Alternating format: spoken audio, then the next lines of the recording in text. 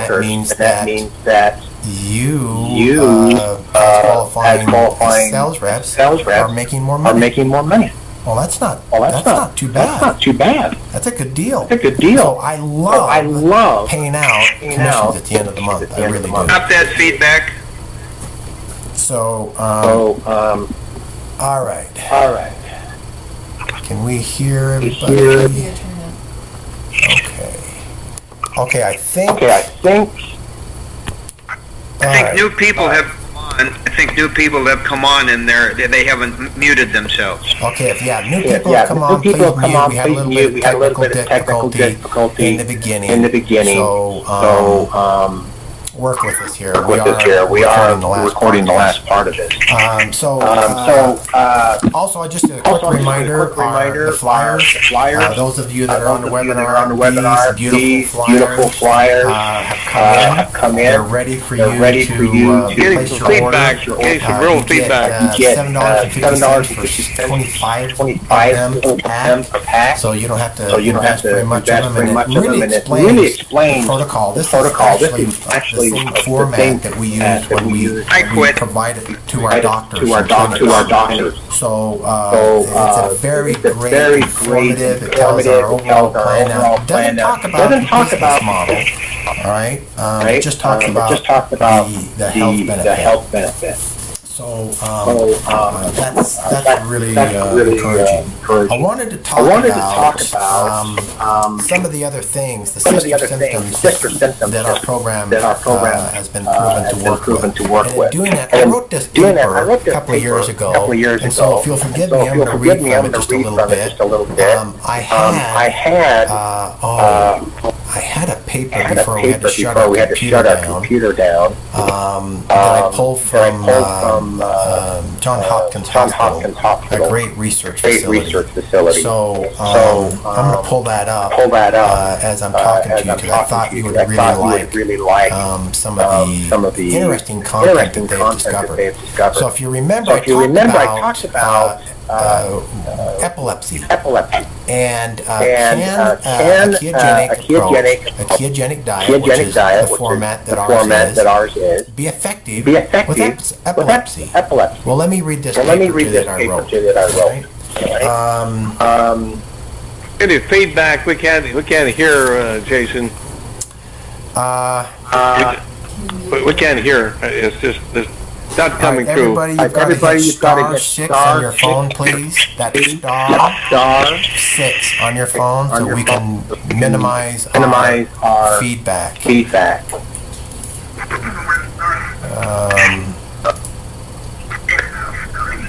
Audience attendees. All right. Thank you very much, everybody. Okay, I'm going to read from this. Before the low-carb diet became popular, the ketogenic diet was developed to mimic the metabolism of fasting. The ketogenic diet was first introduced in the United States in the 1920s by physicians to treat epilepsy in children. Now let me repeat that. It had never been produced or used in a medical format ever before the 1920s. So these doctors, these physicians, set up. Take that away. Okay. This program in the hopes of treating children with epilepsy. And with great success, this method was widely used until the early 1940s, when the treatment was replaced with the development of anti-epileptic drugs as a treatment. In the 1990s, the ketogenic was used in a small number of children's hospitals. However, in the 2000, the turn of that century, there has been a reintroduction in use, and more specific interest has developed in the ketogenic approach. Now, let's just think about why. Why is that? The reason why is because the side effects that were being experienced by the users of the medication that they're being forced to be on. It was having side effects that was not desirable. They didn't like it at all. And so as time went on, the researchers and physicians were finding out that something that they created decades earlier was much more effective than the medication. And also, nobody makes any money off of providing a natural source of a ketogenic diet, because they didn't have the 3Believe program back in the 20s, the 40s, and even in the beginning of 2000. So let me continue reading. There's evidence that the modern low carbohydrate diet is a form of a ketogenic diet. The classic ketogenic diet developed by pediatrician Myron Peterman in the 1920s, with a ratio of 1 gram of protein per kilogram of body weight in children. That's 10 to 15 grams. I should notice or mention again, just to rub it into the vanilla wafer eaters, 3 cookies is 17 grams, and they're only limiting these children to 10 to 15 grams, with the remainder of the calories coming from fat. Now, in 1921, Roland Woodyack was reviewing previous research on the effects of the diet and diabetes.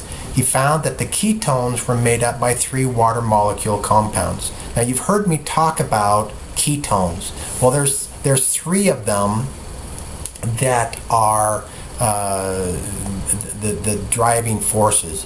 Our brain likes beta hydroxybutyrate the most effectively. The other ones is acetone, acetate, and acetone. Those 3 different types make up what you hear me talk about and others talk about, ketone bodies.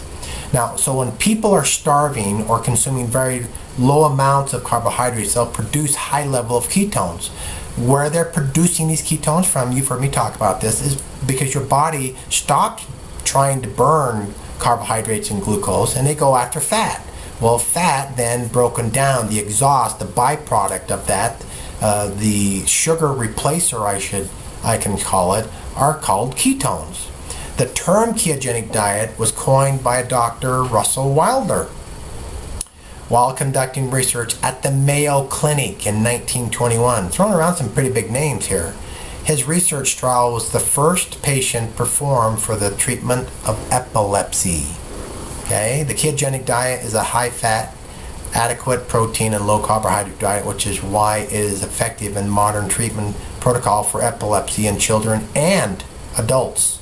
Recent research has found that the ketogenic diet is also promising for Alzheimer's disease, and you've heard me talk about that, because they don't know exactly why, but there's similarities between what causes a seizure in an epileptic and what causes the symptoms of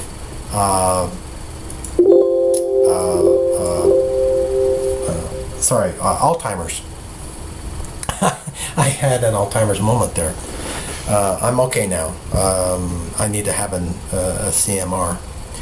So I in this paper, which I'll make available on our website, it goes into a lot more of the science why. It's great for some of the medical resources out there. But I wanted to talk about how impressed I am. Not with how wise I am, or what a great formula that we've created, as good as it is. But you know what I didn't do? I did not create this magic body chemistry that we have. That is reserved for our Creator. And it's amazing to me how we as human beings are just starting to learn how this thing works, and the great benefits that can come from holistic sources of curing and healing our body. You see, all I did in the formula was follow some of the research that these brilliant men and women from decades ago had discovered and dedicated their lives to. And what they found is that it's a very hard diet to follow.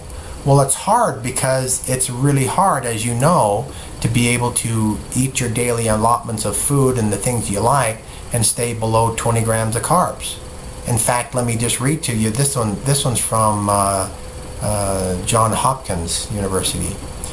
Some parents of children with epilepsy are skeptical of a ketogenic diet when they first hear about it. A diet that can control epilepsy and stop seizures without any medication?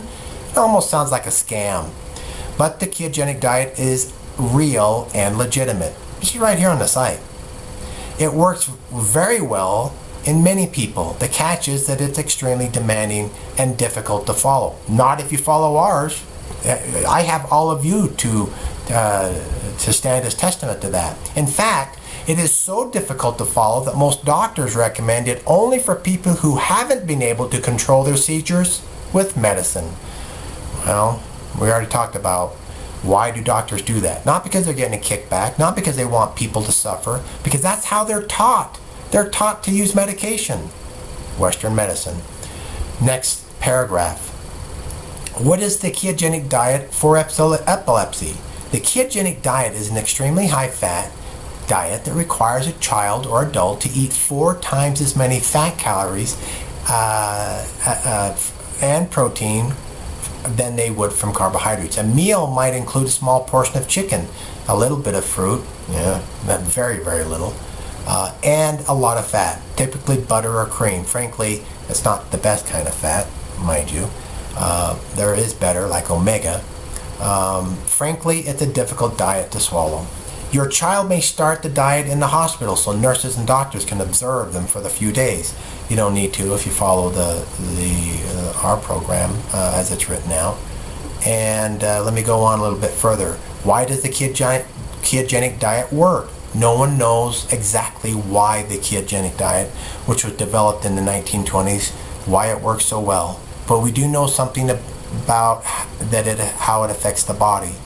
By reducing the number of carbohydrates a person eats, the body is forced to burn fat for energy, a process called ketosis. The ketosis is the same process that kicks in when someone is fasting, on purpose or because of starvation. Fasting has been a traditional seizure treatment for centuries, not just decades, centuries. How ketosis helps with epilepsy isn't known, but it does. Researchers at Johns Hopkins University studied 150 children with epilepsy in one important study. After a year on the ketogenic diet, half of the children had 50% fewer seizures, and a quarter of the children reduced their seizures by 90%. Let me repeat that. 1/4 of the children reduced their frequency of seizures by 90%.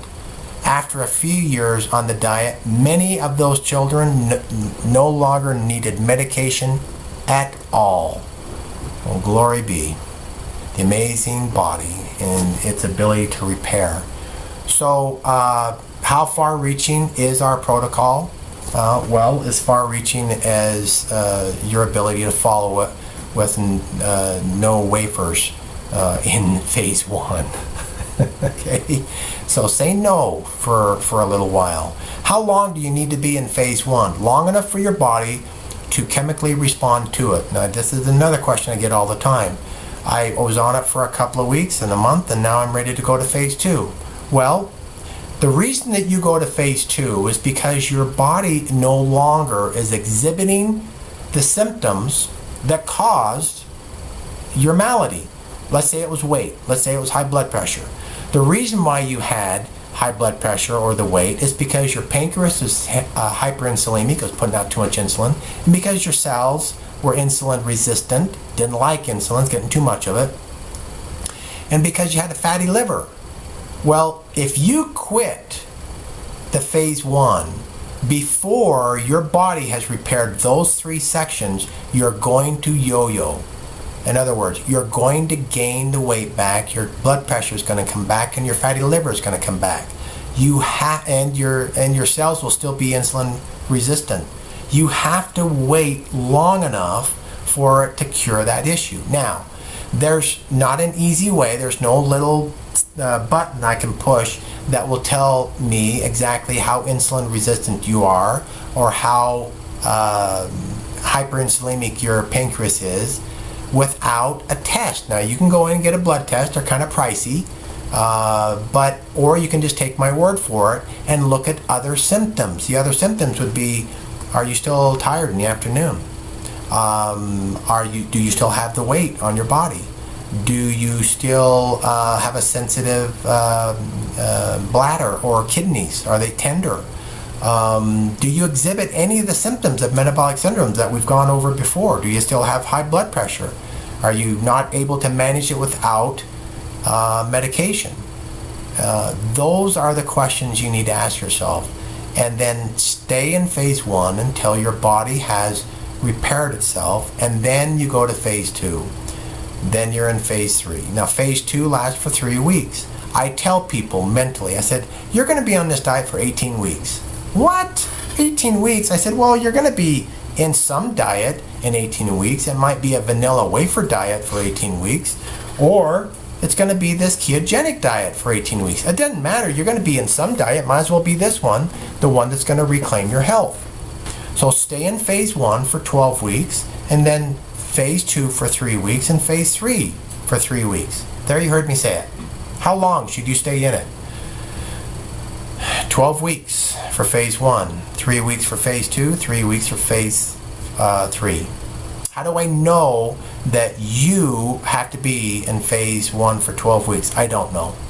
I just know that science, the reports have told me that if you have the worst, the naughtiest, the most out of sync pancreas and fatty liver, that following this protocol, it can be repaired in 12 weeks. So I just say 12 weeks. I know it can be fixed in 12. And so that's why I tell people to be on it. Now, I always stay in a phase 1 or phase 2. Why? Because I get my product for free? No. No. It's because I just feel better. And you will too. You'll just feel better. Yours might be phase 3. Someone might be phase 2. Someone might be phase 1. Honestly, I don't have a lot of people that I hear about that love phase 4 more than any of them. Phase 4 is the least strict, but you can maintain your success in phase 4. But when we're talking about preference of how you feel, our bodies just feel better when we're not on those high carb diets. It's just the fact of life. It's just the way we are. And so that's how long we should stay in. Now, we've been doing a little bit of work on our website. If you go to our page at 3Believe, the number 3, the word believe, no space, and up at the top you'll see about us. We keep changing it, so let me, while I'm talking, I better make sure I don't mislead you.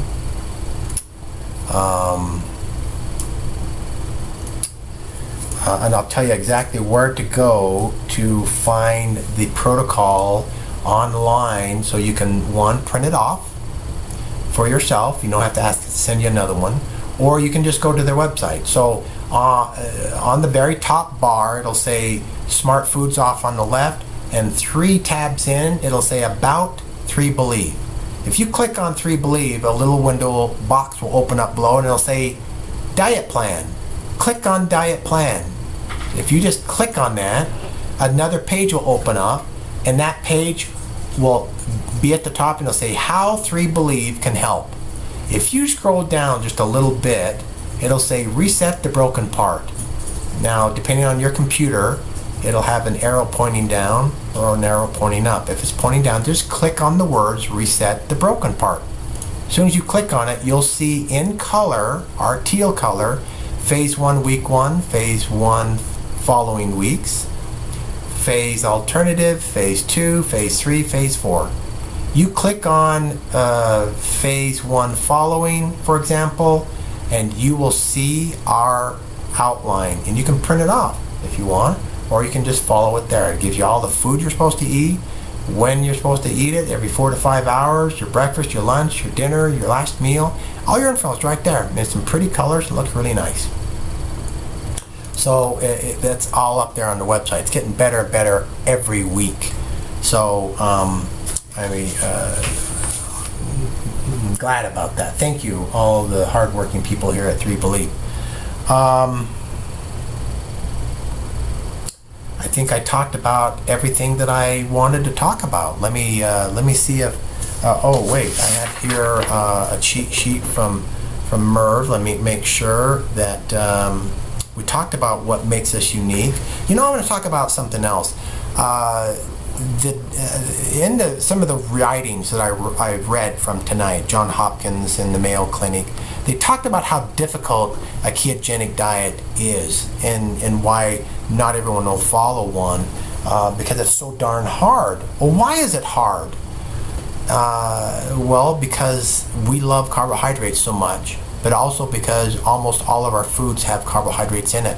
If it's a processed food at all, they'll throw some sugars in there because we know that the American palate loves sweetness. That's why they put sugar, or sweeteners, I should say, in toothpaste, for heaven's sakes. We're brushing our teeth and we have to sweeten it too. We put sugar in ketchup. What in the world does it have any business being in ketchup? But why then is our diet so unique? It's because it makes it so much easier and we get such tremendous results. But another thing that's so unique, in fact, if I would have kept reading in the John Hopkins, it said, this diet is good, but you have to give your children a supplement of vitamins and minerals because you're not getting enough. Well, that's one unique thing about our program. You don't have to take any extra vitamins and minerals, fiber, oil, anything, because I put it right there in your shake. For heaven's sakes, that makes us so far ahead of the competition. Another thing that gets really underrated is the fact that we're all natural. Now, I've talked about this before, but legally, anyone can say are all natural and they have to have a minimum of 20% of natural ingredients in it, which means technically that 80% of that product could be synthetic. Only 20% of it has to be from natural sources for them to call all natural. Wow. Thanks, lawyers, for that little fine print hedge on the law. But when they say 100% all natural, the law says it has to be 100% all natural. Now, what's the distinction? The distinction is there's lots of vitamins and minerals that are called all natural. That means that they can come from synthetic processes. Petroleum oil is one of them. Formaldehyde, if it's made from all natural, and it gives a long chemical sounding name, or here's a better way of describing it. If it does not say from yeast, whole food, or whole food sources, it's come from petroleum waste or formaldehyde. That's your vitamin mineral. That's not a vitamin mineral. Under the microscope, the chemical structure looks the same, but your body can tell the difference. That's another thing that's so unique about our program. I give you vitamins and minerals from whole food sources. That is so unique in the production of these healthy called foods and foods that are labeled as being all natural. I'm telling you, I've been promising about going through a webinar that explains every one of our ingredients and how unique it is.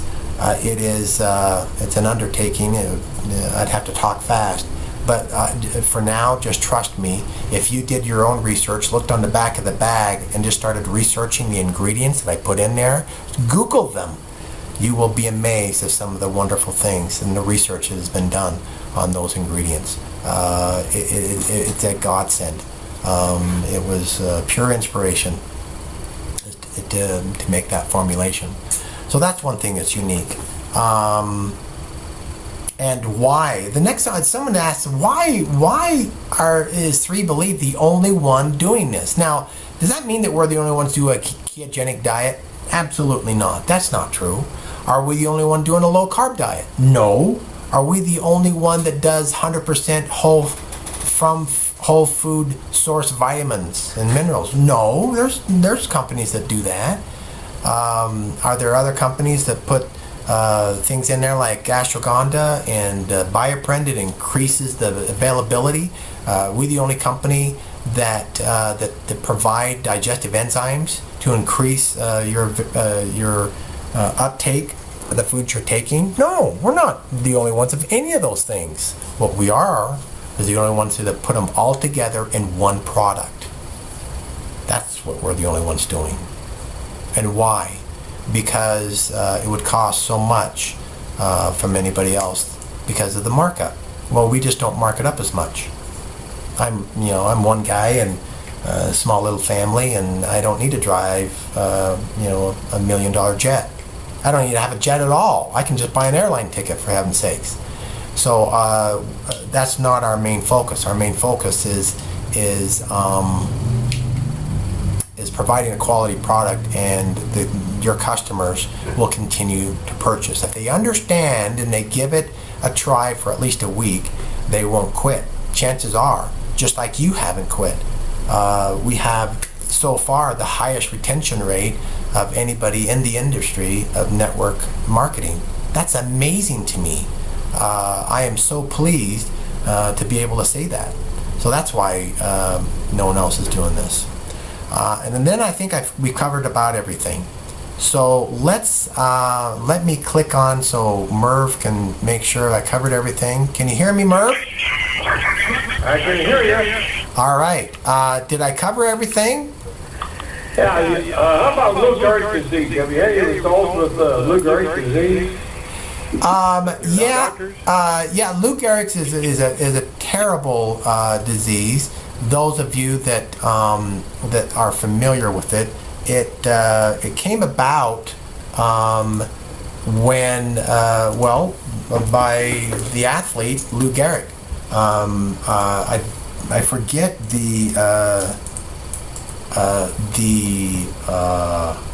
year that he played baseball, but they also will call Lou Gehrig's ALS disease, and it mainly the symptoms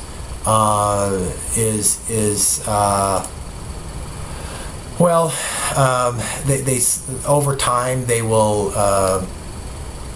just degenerate in quality of life. Their nerves in their brain communicating with their nerves, their ability to pick up a pen or a cup of tea, for example, will diminish. The pitch in their voice will change. It involves, it's gradual and it increases over time. They don't exactly know the cause of it. They just know some of the symptoms of it, and it attacks the muscles.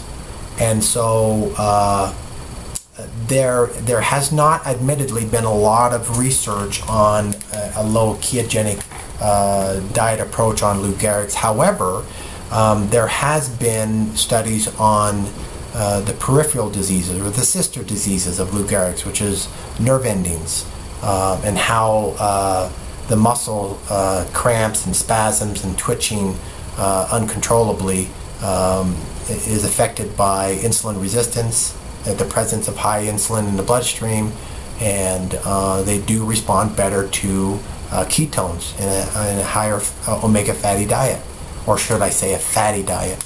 I like the benefits of omega-3, 6 and 7 balanced. And so there are no contraindication of a person that has ALS or Lou Gehrig's disease and doing our diet.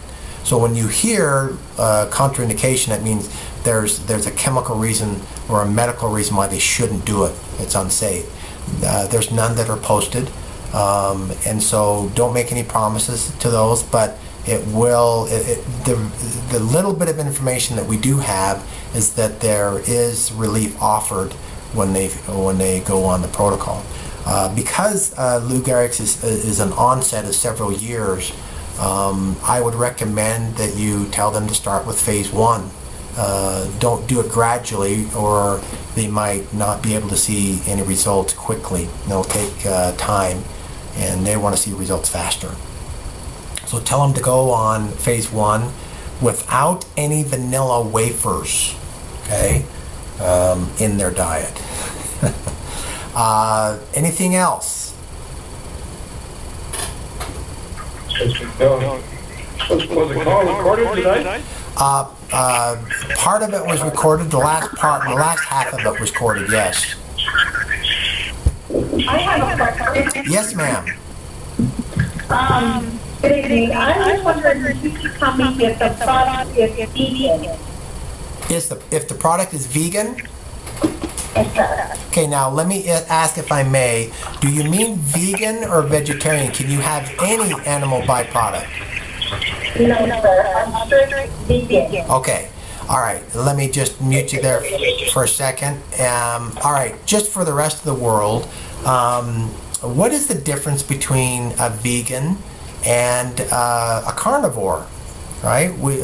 Lovingly, we call vegans, we can call them herbivores. Those that eat meat will be a carnivore, right? And it just means that a vegan does not eat meat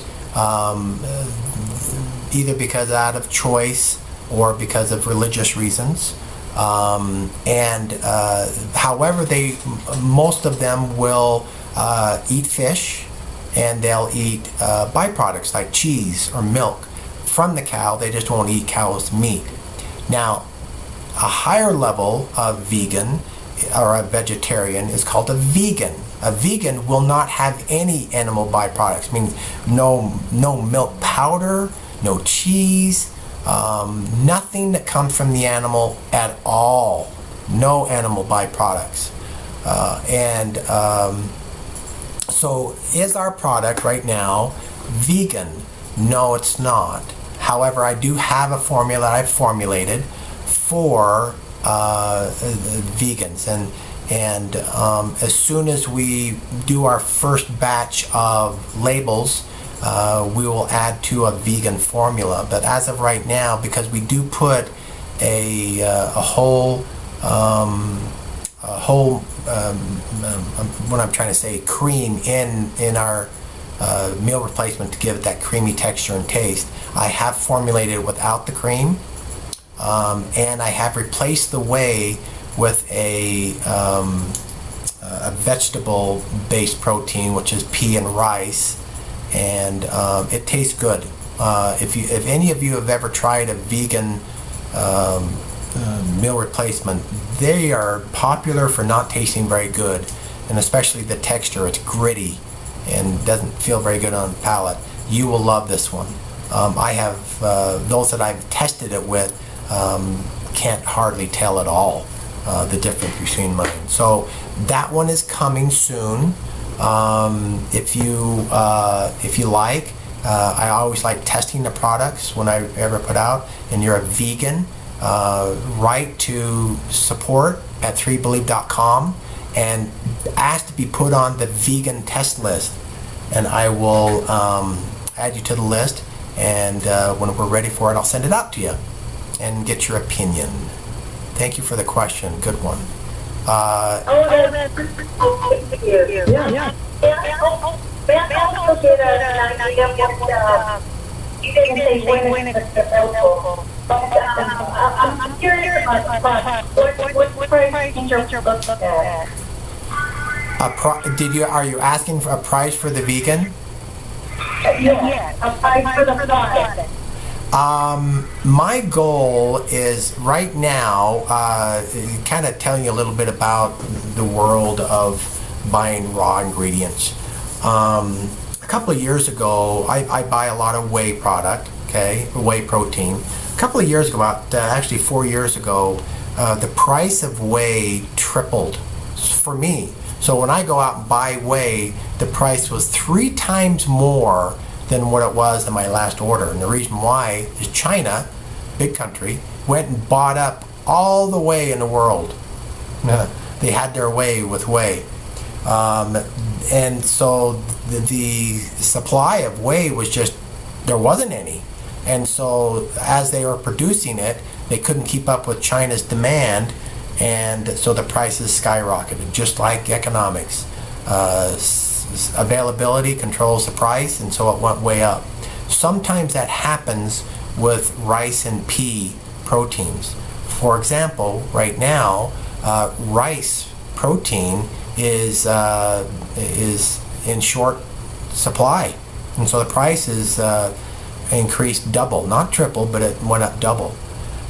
So without those types of economic impacts, the price will be about the same. It might be $1 or $2 more because of what I have to put in it to make it palatable and taste really yummy. But it'll be about the same price.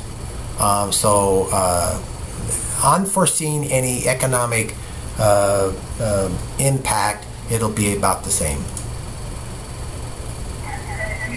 Thank you very much. You're welcome. Thank you. All right. Any other questions? I think I got one more. Anybody? Well, if nobody else does, I would like to ask y'all last question. If you taught a GMO verified or non-GMO verified? Okay, that's a good question. What she's asking is genetic modification. Genetic modification. Now, I'm going to get on a soapbox for just a minute here.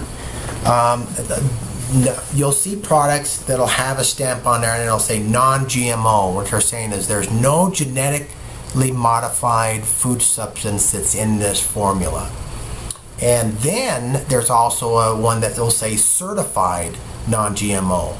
Now, anyone can go out there if they don't have any scruples and put non-GMO on their product label.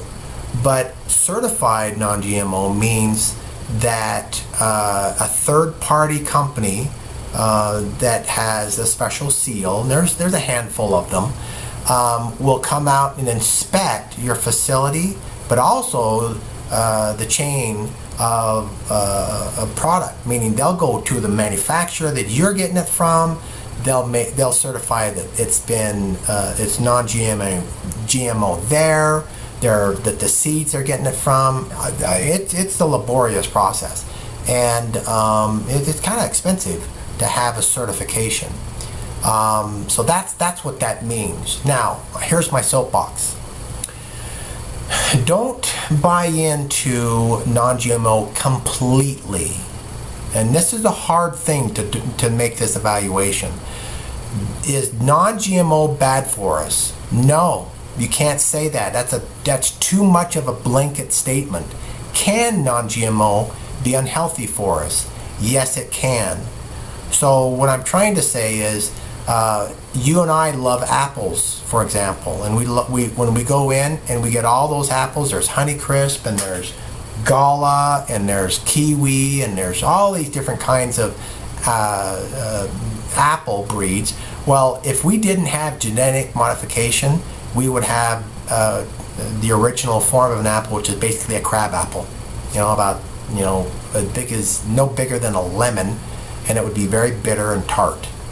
But because of genetic modification, and what I mean is, an old-time farmer from 900 years ago taking one species of a fruit or a plant, and let's take in the case of an apple, and you cut into the tree and you take that branch and you graft it in, and then you tape it up and you cross your fingers and hope that the tree accepts it, just like us taking somebody else's liver and hope that the transplant worked. That is genetic modification. That is in their rawest form genetic modification. Now, where the hairs start getting split is when we start adopting genetic modification for the betterment of business and not the human being.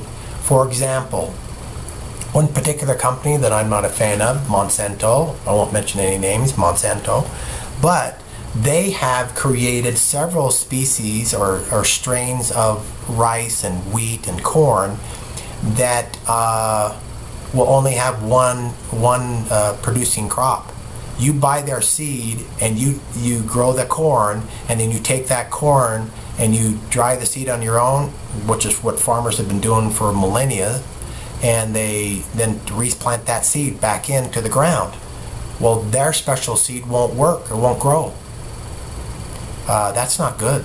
And then let's make it worse. if that pollination goes over into your neighbor's field, because farmers are all together in one general area, and if Monsanto finds by genetic ID that it went over into the other farmer's field that refused to buy their crop, then guess what happens? The court has upheld this, that Monsanto can go to that farmer and make him pay them the equal amount of money as if he had bought their seed. Oh boy, that's when it's getting nasty. Now, genetic modification is great science for some purposes. For example, organic. We don't like using pesticides and weed killers and pest control, right? But how else are we going to control those little buggers from diseasing and eating our plants? Well, good science is that they've genetically modified so that naturally that plant is more resistant to the pest. The bugs don't like it. And here's another good one. In drought areas in third world countries, they've genetically modified certain grains or rices not to require as much water, and yet you yield the same product. Those are great uses of the beautiful science of genetic modification. So it's not all bad. There is definitely some bad in it. And so don't throw the baby out with the bathwater and just say that all genetic modification is bad. Now back to the original question. Is our product certified non-GMO? Nope, it is not. I wish we could say it is, but this is the reason why. We buy some very specialized ingredients around the world, and they go through a lot of rigorous testing there, but also here when we get it here, and there's just not some third-party certification companies even available. I've called them, and they don't have services where they can provide certification for me. It's not a worldwide availability. And though all of our stuff is organic principles followed without the seal, because some of them don't have the seal, but through all my investigation and all my clearing is that they follow the principles and the farming techniques and the chemicals that they don't use to qualify for the same net result as organic and non-GMO. So that's as close as we can get so far. Maybe once we get big enough and we can buy enough tonnage of each ingredient, then we can afford to help out these producers, these farmers, to have it be non-GMO in the right application, but we're not there yet. So good question. I think that's about a wrap for tonight, isn't it, Merv? That's right. Good call. Thank you, everybody. Sorry about the technical difficulty in the beginning. I don't know. Bigger computer, smarter operator, who knows? I'll work on both. Thank you again. Appreciate you. Have a wonderful, wonderful rest of the day. And until next week, I will see you on the morrow. Okay. Good night, everybody. Yeah. Good night. Thank you. Good night. Yeah. Good night.